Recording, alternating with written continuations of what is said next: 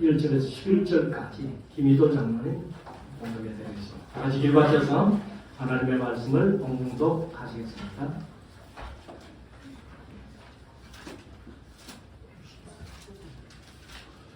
사흘 되던 날에 갈릴리 가나에 혼인이 있어 예수의 어머니도 거기 계시고 예수와 그 제자들도 혼인의 청함을 받았더니 포도주가 모자란지라 예수의 어머니가 예수에게 이르되 저희에게 포도주가 없다 하니 예수께서 가라사대 여자여 나와 무슨 상관이 있나이까 내 때가 아직 이르지 못하였나이다. 그 어머니가 하인에게 이르되 너희에게 무슨 말씀을 하시든지 그대로 하라 하니라. 거기 유대인의 결례를 따라 두세 통 드는 돌 항아리 6이 놓였는지라. 예수께서 저희에게 이르시되 항아리에 물을 채우라 하신즉 9가지 채우니 이제는 떠서 연회장에게 갖다 주라 하시매 갖다 주었더니 연회장은 물로 된 포도주를 맛보고 어디서 났는지 알지 못하되 물두은 하인들은 알더라. 연회장이 신랑을 불러 말하되 사람마다 먼저 좋은 포도주를 내고 취한 후에 낮은 것을 내거늘 그대는 지금까지 좋은 포도주를 두었도다 하니라. 예수께서 이 처음 표적을 갈릴리 가나에 행하여 그 영광을 나타내시며 제자들이 그를 믿으니라. 아멘. 작성하시고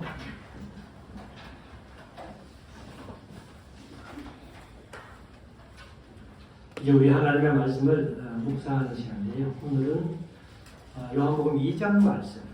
2장이 그렇게 길지 않은 25절까지 있는 말씀인데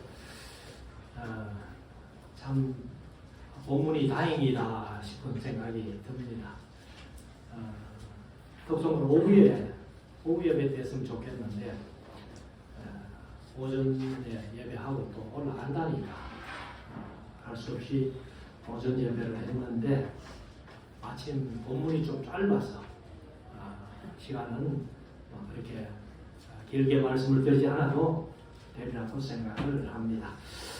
우리가 이제 이 요한복음 2장 말씀 특별히 1절부터 11절까지 갈릴리 가나 혼인잔치 얘기는 뭐 신앙생활을 조금 하신 분들은 수없이 들은 그런 말씀 중에 하나입니다. 근데 이것을 이제 저희 선배 어른들이 목사님들이 하면서 영예한다고 성경을 자꾸 영예한다고 해가지고 물은 뭐다 포도주도 뭐다 뭐 이런 식으로 영예를 했는데 전혀 그렇게 할 필요가 없습니다. 물은 물이고 포도주는 포도주예요. 그래서 제가 구미에 조만한 신학교에 한 군데 강의를 지금은 안 합니다만 갔더니만은 그 배우러 오신 분 중에 이제 전부 뭐 나이가 든 사람들 오니까 와가지고 성경 얘기를 쭉 해주고 나면은 꼭 마지막에 한마디 해요. 뭐라고 하는가 하면은 목사님 말씀 잘 들었습니다. 그까지는 좋아요. 그런데 말씀 잘 들었습니다 해놓고 그 다음 얘기가 뭐냐면은 목사님 그 부분을 영예하면은 어떻게 되는데요? 이렇게 물어요. 그래서 제가 몇 번 그런 질문을 하길래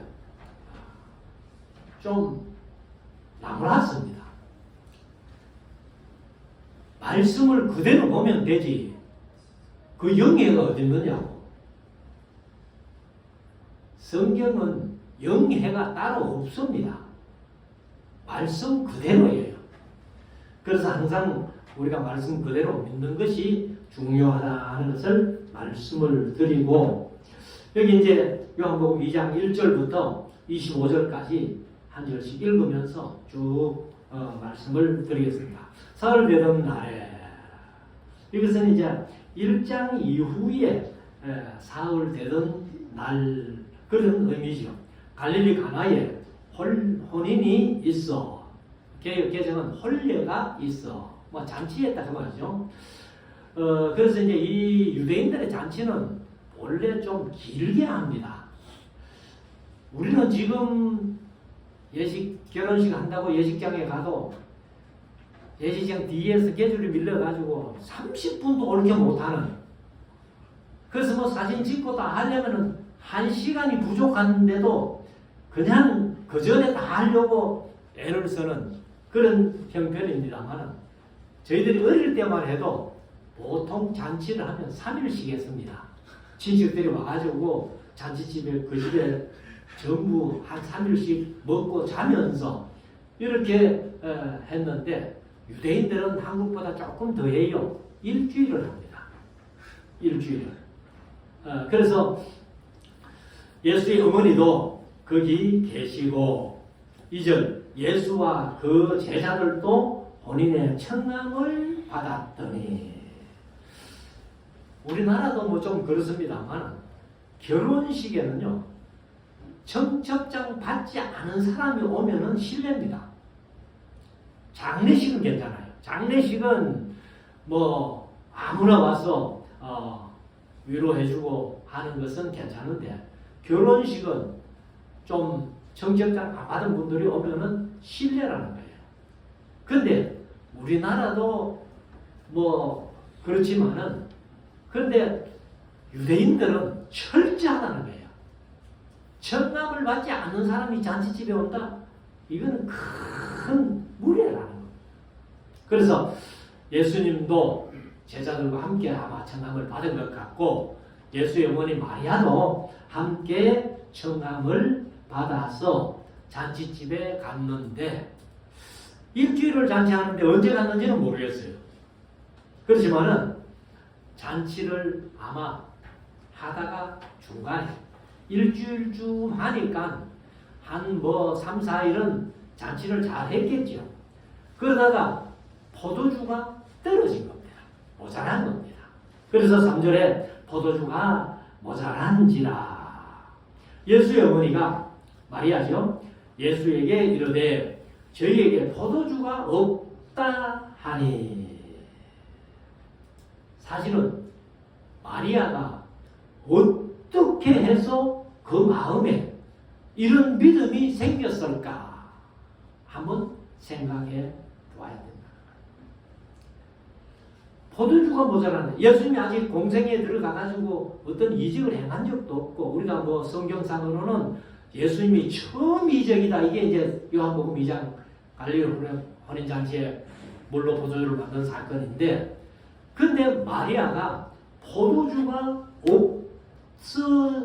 모자랄 때에 예수님께 가가지고, 예수님이라면 비록 내가 낳은 아들이지만은 이분은 보통 분이 아니야.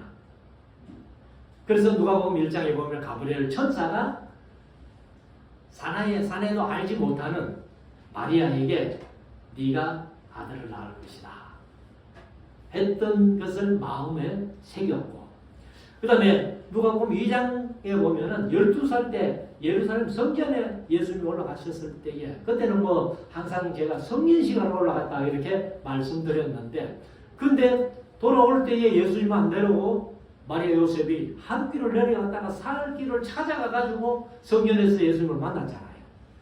근데 내가 내 아버지 집에 있어야 될 줄을 어찌 알지 못하셨나이까 하면서 말씀하시는 것을 마리아는 마음에 새겼다는 거예요. 마음에 새겼다.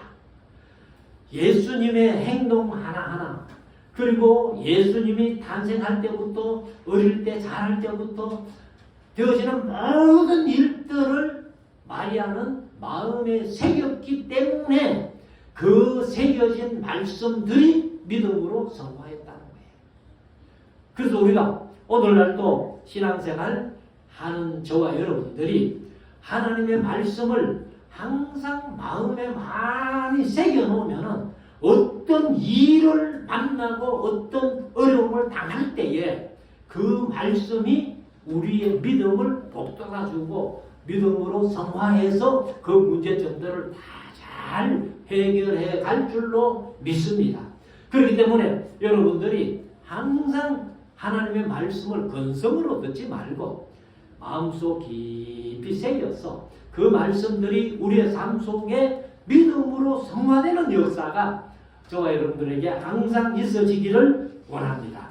4절에 보면은 예수께서 가라사대 여자여 나와 무슨 상관이 있나이까.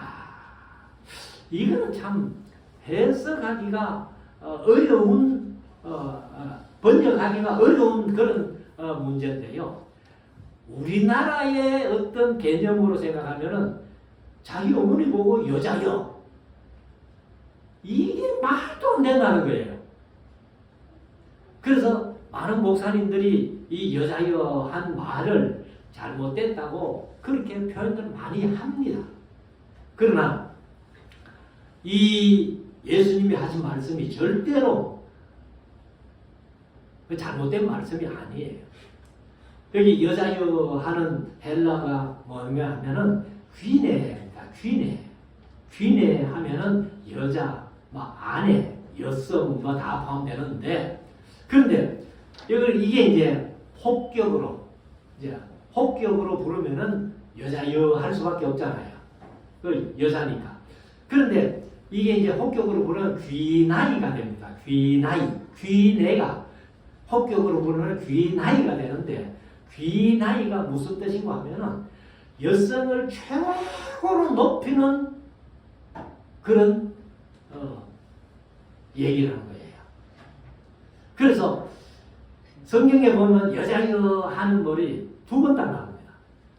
여기에서 한 번 나오고 요한복음 19장에 가면은 예수님께서 십자가 위에서 사도 요한, 자기의 사랑하는 요한에게 여자여 보소서 아들입니다 하고 예수님이 2번 딱 말씀하시는데, 이것이 최고의 존칭어라는 사실을 우리가 한번 마음속에 새겨주시기를 바랍니다. 그래서 절대로 우리 한국식으로 여자여 하는 말이, 이 말이 잘못된 게 아니라는 거예요. 그래서 여자여 나와 무슨 상관이 있나이까. 내 때가 아직 이르지 못하였나이다. 이렇게 얘기를 하는데, 참 예수님이 때가 안 됐기 때문에 이렇게 때가 이제 되도록 기다리시는 이런 부분들이 많이 나오는데, 예수님께서 이렇게 사역을 쭉 하실 때 나중에 요한복음 7장에 가면은 그 동생들이 예수님께 그런 얘기를 해요. 7장 4절에 보면은 스스로 나타나기를 구하면서 묻혀서 일하는 사람이 없나니 이 일을 행하려 하거든 자신을 세상에 나타내소서. 자기 형님 보고 동생들이 스스로 나타나기를 구하면서 묻혀서 일하는 사람이 어디 있습니까?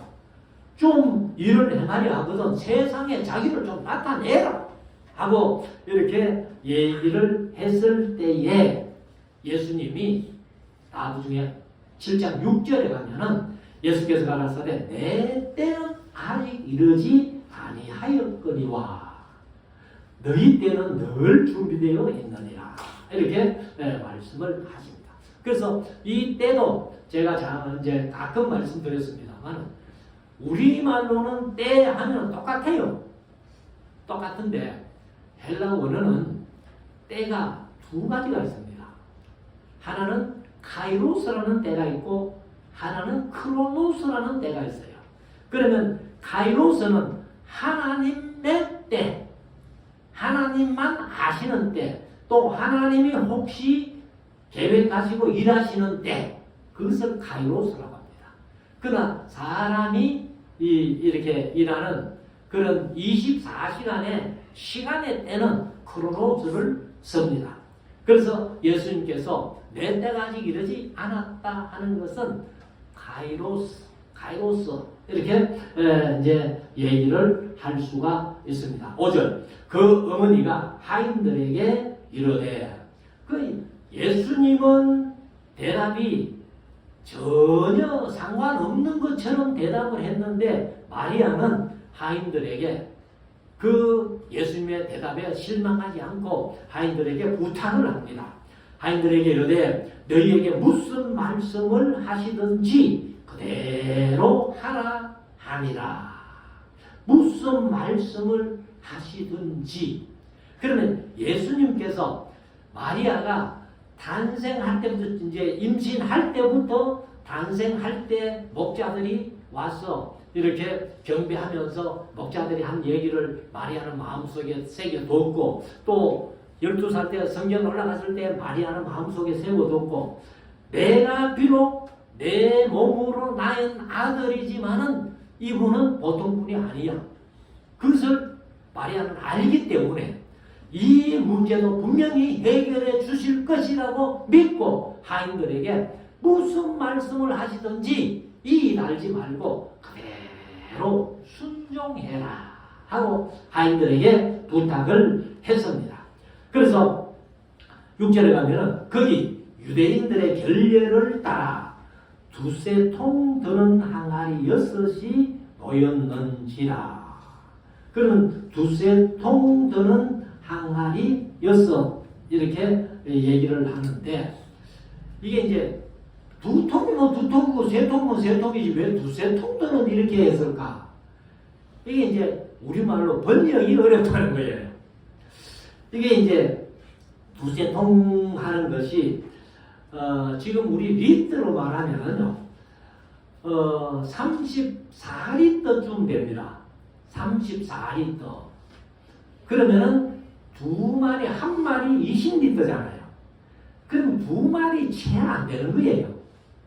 그런 이제 그거 우리나라로 말하면 뭐 말로 이렇게 될 텐데 이게 이제 돌 항아리니까 돌로 항아리를 만든 거니까 거기에 한 34리터 정도 두 마리 정도 들어가는 돌통 그렇게 생각하면 되겠습니다. 그래서 6이 놓였는지라 7절 예수께서 저희에게 이러시되 항아리에 물을 채우라 하시니죠.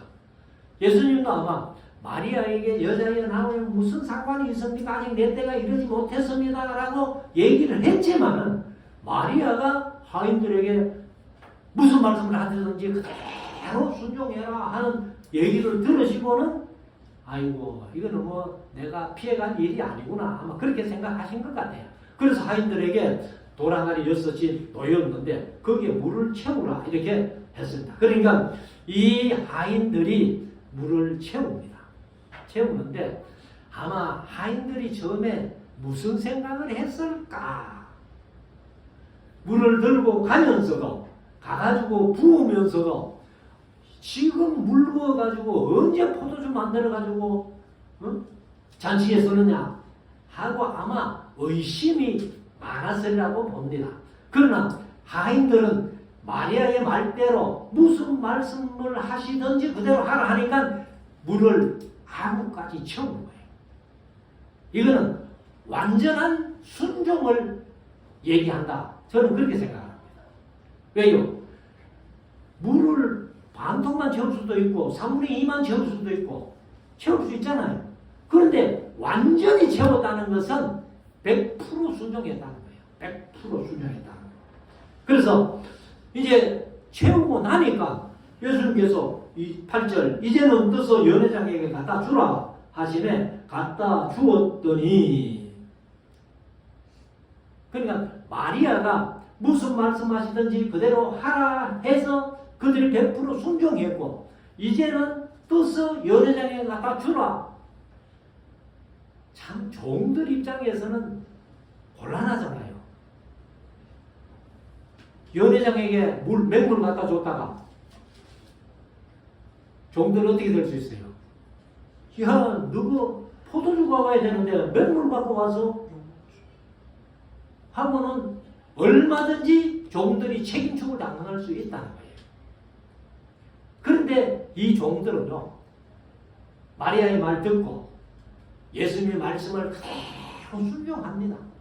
그대로 이제 떠서 여인에게 갖다 주는 거예요. 그러면 맹물을 떠가지고 걸어가면서 얼마나 뭐 거리가 됐는지는 모르겠습니다만 맹물을 떠서 들고 가면서 이게 맹물인데 하고 가면서도 아마 보고 갔을 거예요.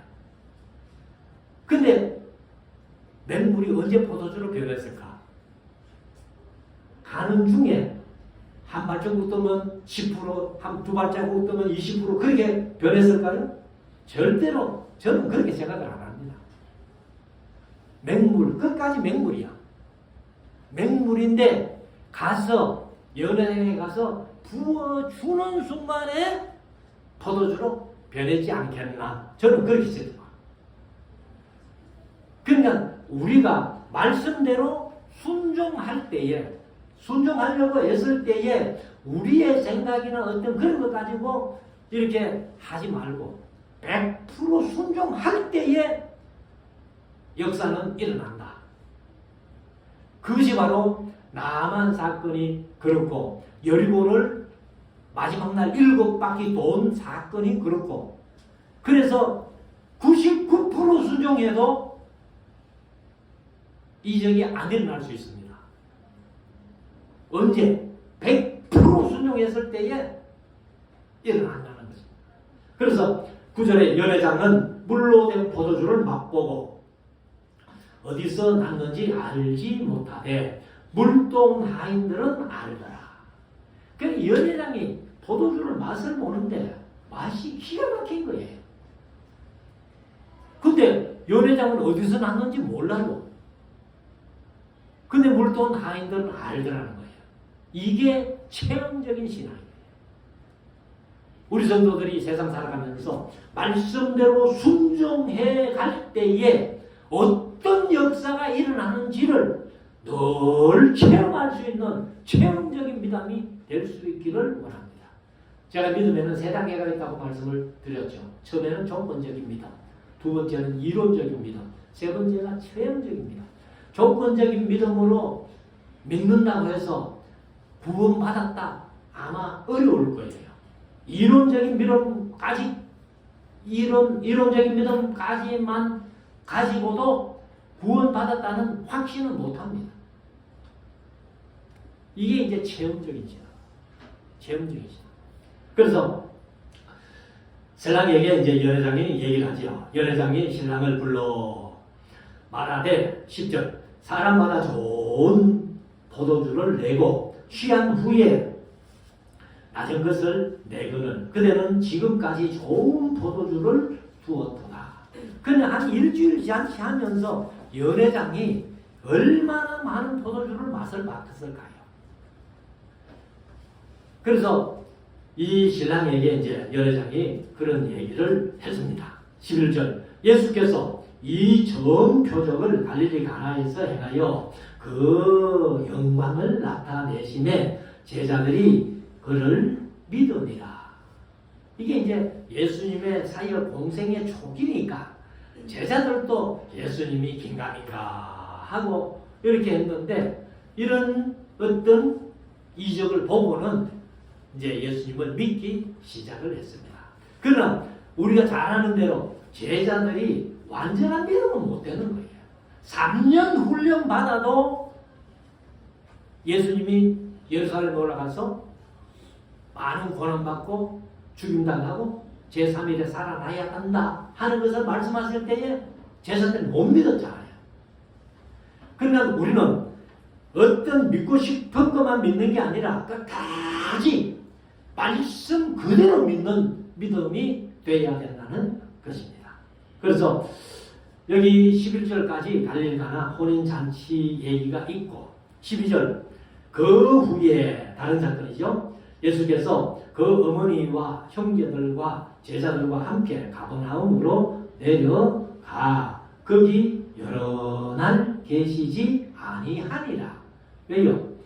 예수님이 가버나움에 본래 선교 본부잖아요.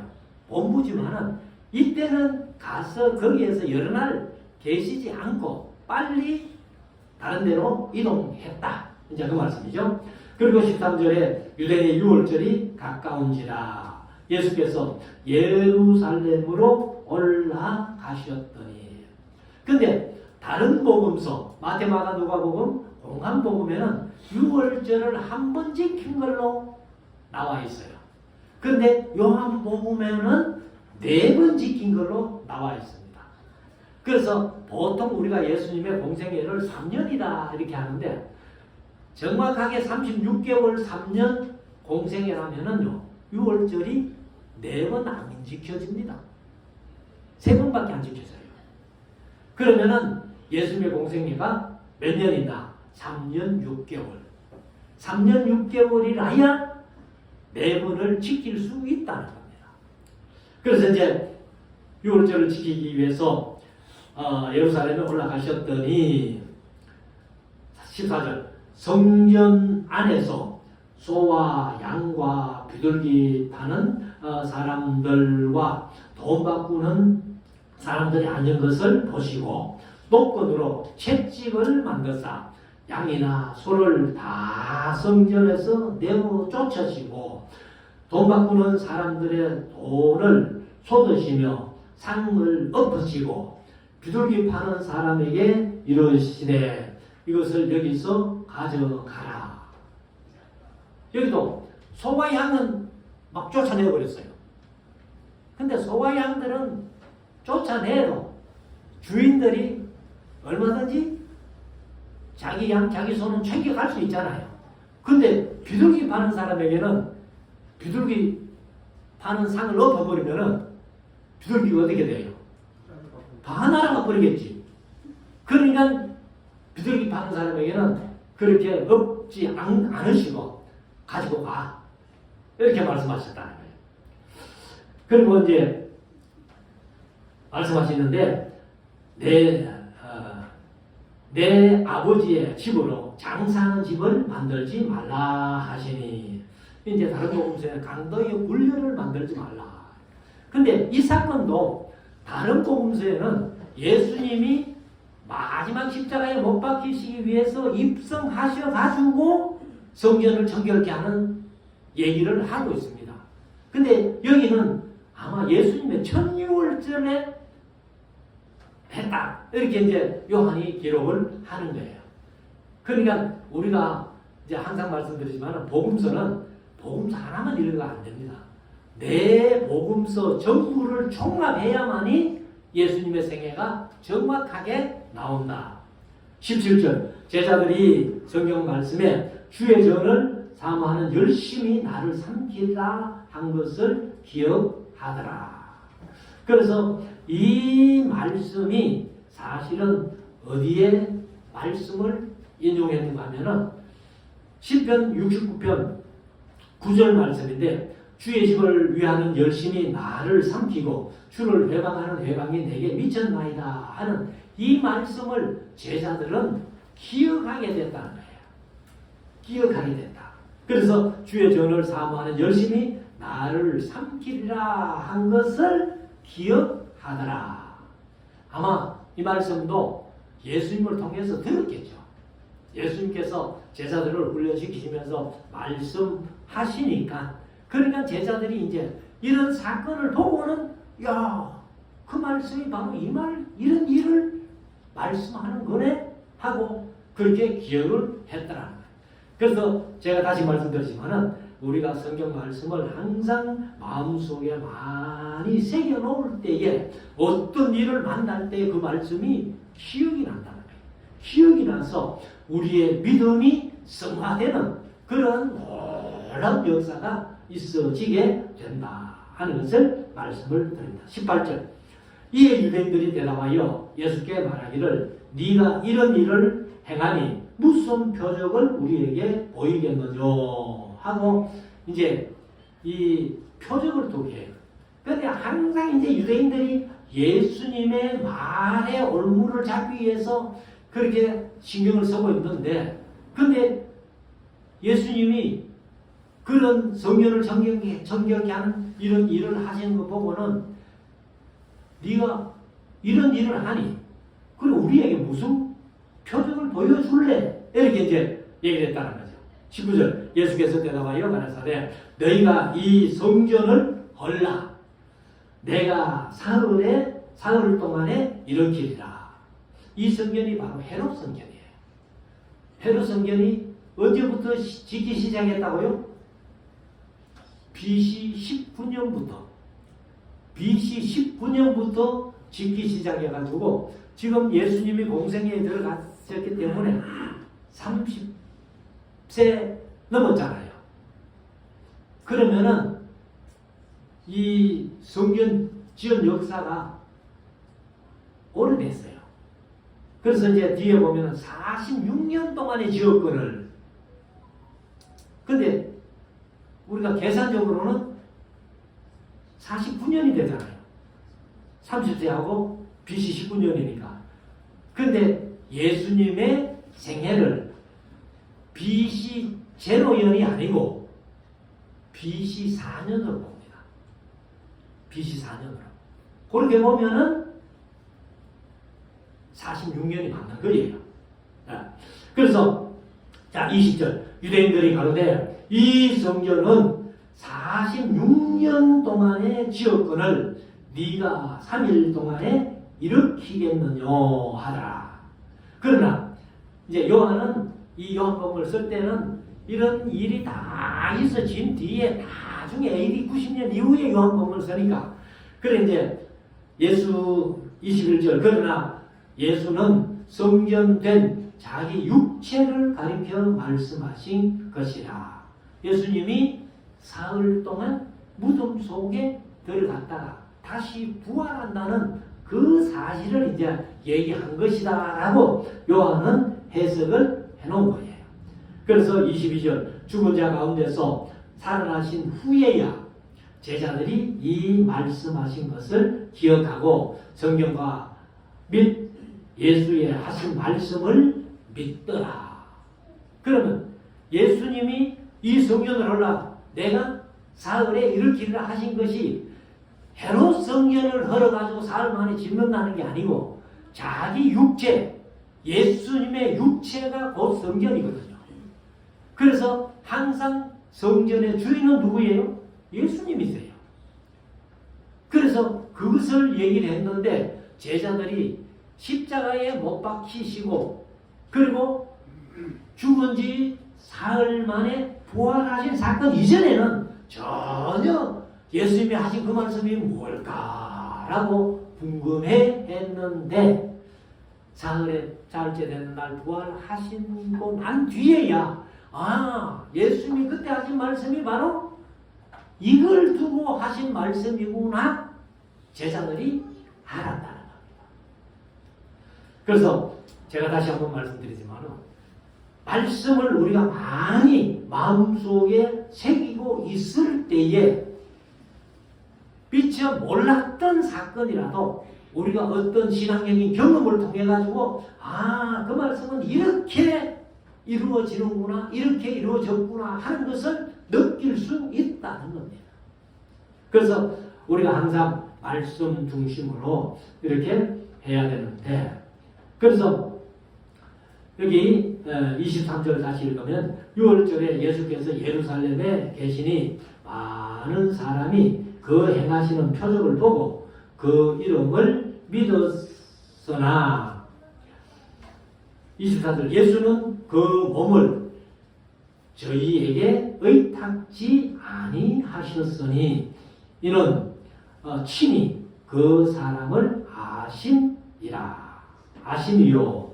그러면 예수님께서 자기 육체를 사람들에게 의탁하지 않았다는 거예요. 왜? 사람들은 예수님은 다 아시니까 전시하신 분이니까. 그러니까 가룟 유다가 자기를 팔끝까지도 예수님이 아셨잖아요. 그래서 예수님이 함부로 자기 몸을 사람들에게 의탁지 아니했다. 이렇게 말씀을 합니다. 그리고 이제 25절 마지막 절에 또 친히 사람의 속에 있는 것을 아심으로 사람에 대하여 아무의 증거도 받으실 필요가 없음이니라.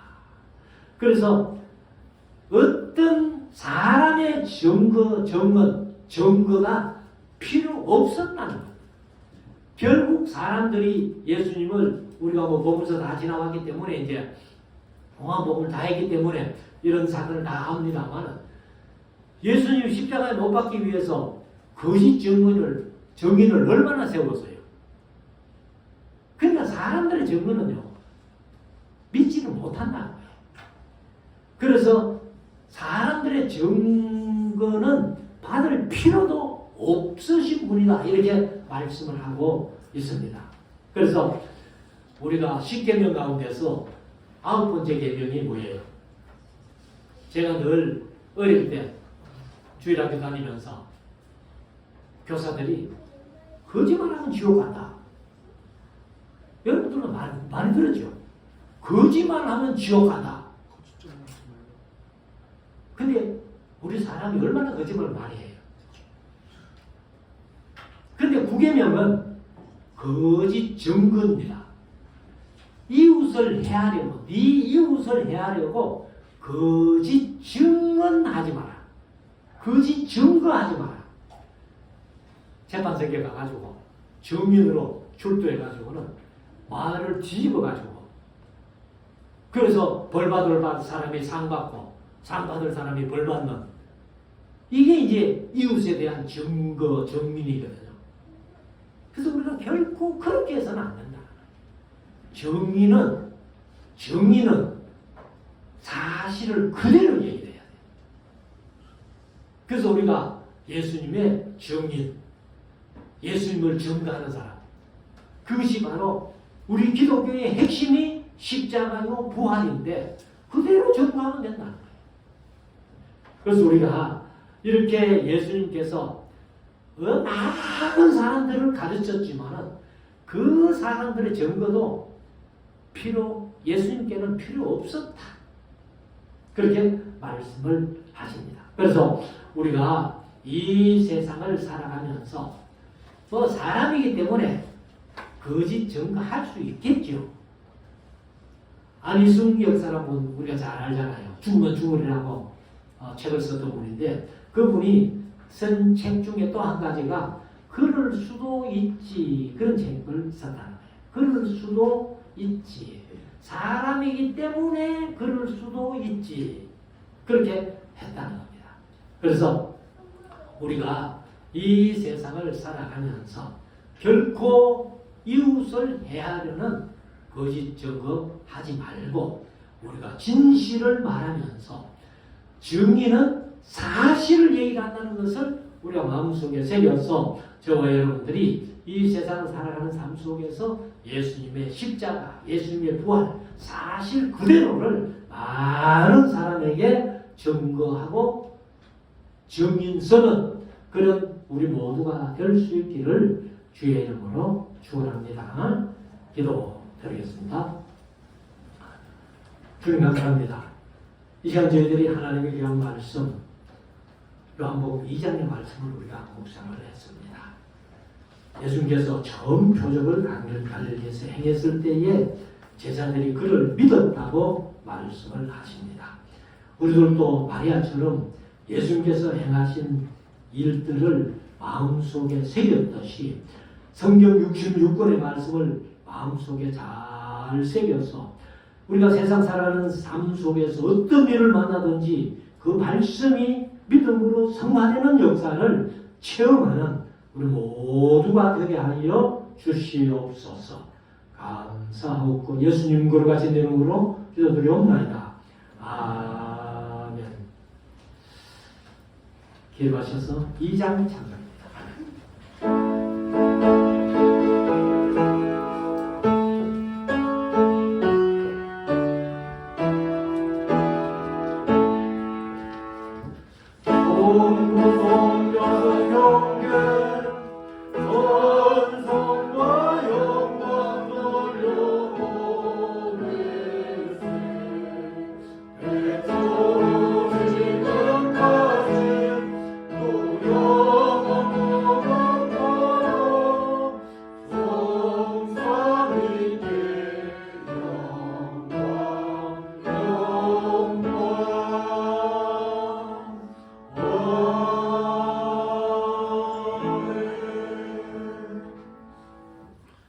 지금도 우리 주 예수 그리스도의 무한하신 은혜와 우리 하나님 아버지의 그분 놀라우신 사랑하심과 성령님의 감동, 감화, 위로 역사 충만 교통하시는 은사가 말씀을 마음속에 새겨서 어떤 일을 만날 때에 그 말씀이 믿음으로 성화되는 역사를 체험하며 살아가기 소원하는 우리 모든 성도들 머리 위에 가정 위에 하시는 일들 위에 이 나라 이 민족 위에 우리 말씀 사랑 교회의 앞날에 지금부터 영원토록 항상 함께 있을지어다.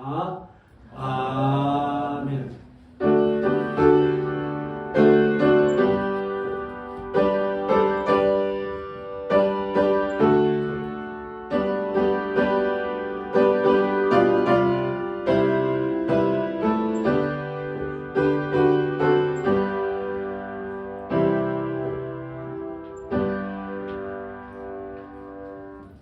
예를 마쳤습니다. 주위 사람들과 교제의 인사를 나누시기를 바랍니다.